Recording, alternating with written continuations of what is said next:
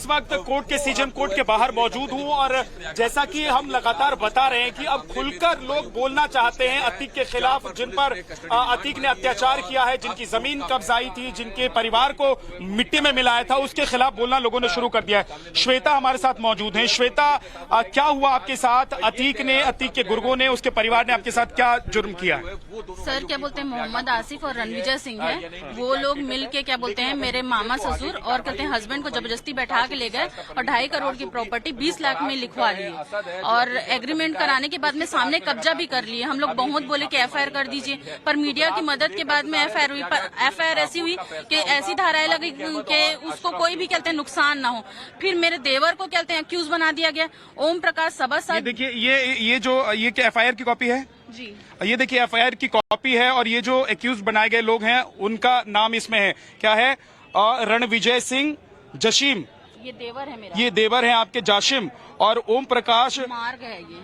अच्छा, ओम प्रकाश जो है, और साथ ही साथ मोहम्मद आसिफ है। और नीचे देखिए 8वें कॉलम में आप देखेंगे गोलू उर्फ अरकाब है ना, और इसके बाद अतीक अहमद के ये आदमी है। ये कौन आदमी है? मोहम्मद आसिफ जो है ये धमकी दिया था। ये तो गोलू और अरकाब अली हम जानते भी नहीं, जबरदस्ती उसके नाम के नीचे लिखा गया है। और ये ओम प्रकाश सभासद मार्ग है, रणविजय का पता, उसको भी अक्यूज बना दिया गया, जासिम को भी। सभासद मार्ग को भी अक्यूज बना दिया गया, मतलब एक रास्ते को अक्यूज बनाकर इसमें नाम डाल दिया गया है। मैं एक चीज जानना चाहता हूँ, कब आपकी जमीन जबरदस्ती उन लोगों ने अपने नाम कर ली, और वो जमीन कौन सी है, कहाँ पर है? सर ये नुल्ला रोड में है। जमीन है या मकान है? मकान है सर पूरा। हम लोग पीछे रहते हैं, सामने इन लोग कहते हैं चेम्बर बना लिए हैं।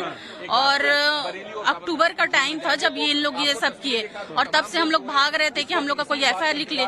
पर मीडिया की मदद के बाद एफआईआर तो हुई, पर सामने वाले मदद करने के लिए तो किसी भी तरीके से कर सकते हैं। अब ये एफआईआर के नाम पे सिर्फ बेवकूफ बना रहे हैं। कुछ तस्वीरें भी आप लेकर आई हैं। कितने की प्रॉपर्टी है आपकी जिसके बारे में आप कह रहे हैं? सर 1 करोड़ 65 लाख इसका कहते हैं सर्किल रेट है, और लगभग 2.5 करोड़ मार्केट रेट है इसका। तो 1 करोड़ 65 लाख रुपए की जो प्रॉपर्टी है वो 20 लाख रुपए में लिखवा लिया जबरदस्ती।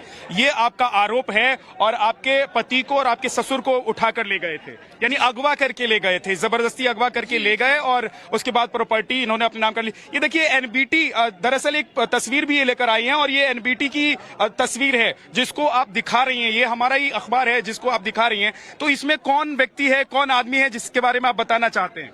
सर ये है कहते हैं रणविजय सिंह, और इसके अली और कहते हैं अतीक के बहुत सारे लोगों के साथ में बहुत अच्छे संबंध है। और इसी का हवाला देते हुए इसका जूनियर मोहम्मद आसिफ लोगों को डराता धमकाता है और उनकी जमीन कब्जा करता है। मैं तो बोल रही हूँ सीबीआई जांच कराई जाए। ये एक नहीं 20 जमीन कब्जा कर रखे हैं। अभी भी 20 जमीन इन लोगों ने कब्जा। ये अली जो गुर्गा है अतीक का, उसी का सहयोगी है। ये भी अली इसका बेटा है, मोहम्मद उसका अतीक का अच्छा, बेटे से इसके संबंध। हाँ, और ये है कहते हैं रणविजय सिंह। हाँ। और कहने में भी तो ये भी आता है कि ये जो सफारी चलाता है वो कहते हैं अतीक के भाई की दी हुई है। तो जांच कराई जाए और सीबीआई जांच दी जाए, क्योंकि पुलिस वाले तो 15 लाख मेरे से मांग रहे हैं कि अगर एफआईआर सही चाहते हो तो 15 लाख रुपए दे दो। ये आप बहुत गंभीर आरोप लगा रही हैं कि पुलिस वाले आपसे पैसे मांग रहे हैं, और इस ये आरोप जो है ये इतना आसान नहीं है, और इतना खुलकर बोलना भी आसान नहीं है। कौन से थाने के पुलिस वाले हैं, कौन पुलिस वाला है, और आपके पास क्या सबूत हैं कि उन्होंने पैसे मांगे?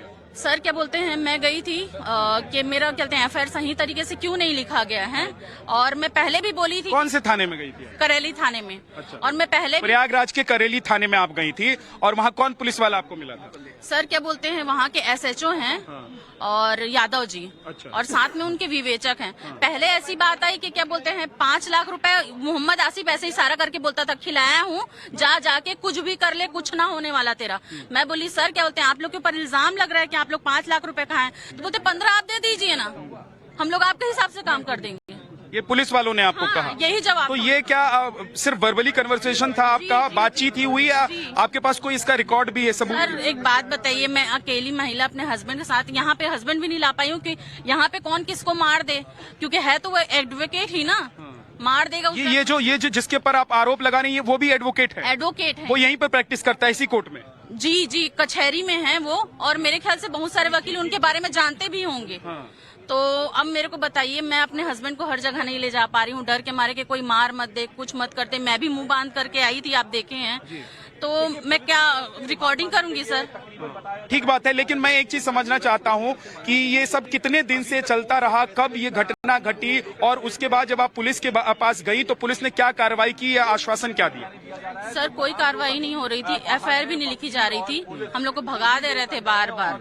और उसके बाद मैं मीडिया के पास आई थी, सफदर अली कहते हैं जब घर टूटा तो तब जाके एफआईआर लिख गई, 2 घंटे बाद एफआईआर लिख लिए, लेकिन अब उसके बाद में कोई मदद नहीं, फिर से वही रवैया अपनाया जा रहा है। मैं जरा आप श्वेता जी आपसे ये समझना चाहता हूँ, आपने कहा कि आपके पति और आपके हस्बैंड को आप कहीं लेकर नहीं जाती हैं क्योंकि आप डरती हैं कि उनके साथ कोई अनहोनी ना हो जाए, आपको डर नहीं लगता है?